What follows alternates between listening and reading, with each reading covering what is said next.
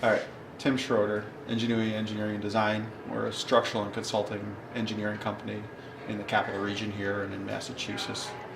We've got a small team. Right now we're about 4 people, and we're trying to build an innovative company that approaches things a little differently than a lot of the larger institutional companies. Now we've got the introduction out of the way. Can you just launch into when you first were coming into this room? Like we've talked about this project before. Just open mic. Mm-hmm. You know, 2 or 3 points that come to your head about the potential of the project, the way the project may not be going, but just open mic. 3 minutes. What are your thoughts? Well, as you know, I've been an early adapter to this project. I'm totally into it. I think the intent and the potential of the project is unlimited. I don't think we know the actual potential of the project yet. I think the intent, the concept is phenomenal, and as I've told you before, I think it's wonderful. You should be very proud of it. So I think that what I've seen of the project so far, that some of the interviews are not tapping the expertise that we want to see. Same as the reason that you're doing this project is that the education and practice in general is not tapping that expertise, so that it's comprehensible to students, first of all, which is the only future this industry has, but also to our clients, because we are not good at relaying our expertise to our clients effectively.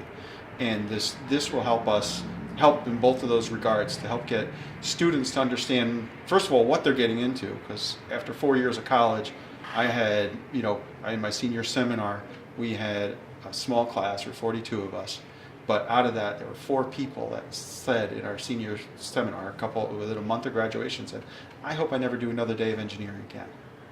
That to me was a crushing blow. I can't imagine how anybody could spend 4 or 5 years of their life and say, "I hope I never do this again." But it also it'll help any students to really understand what they're getting into, what they need to learn as they get there. Realize that they get out of college, they don't know anything. You know, my Dean Faisal, when I was graduating, we sat in the senior seminar. Great course. I mean, I really regret that they put it last, because we learned so many important things, but we wouldn't have learned them if we weren't done in the sequence.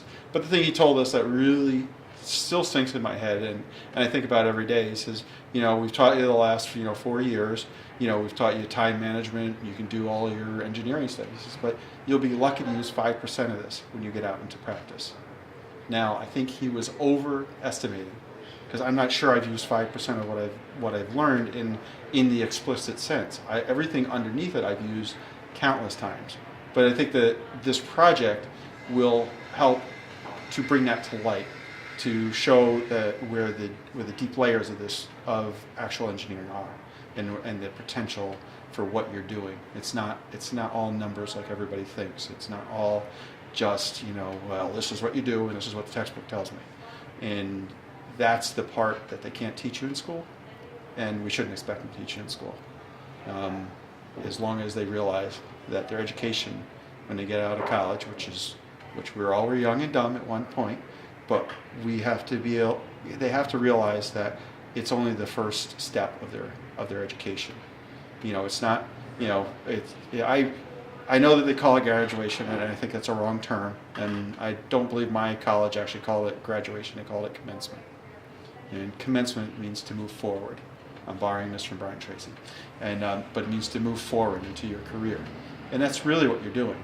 Because I actually didn't go to my ceremony, I went to my sub-college commencement, presentation, but I actually didn't go to my university graduation, because I've never reached the end of my education. I don't think I will. Well, I will one day, and that'll be the day I die. Until then, I will not reach the end of my education. And that's what keeps me driving as an engineer.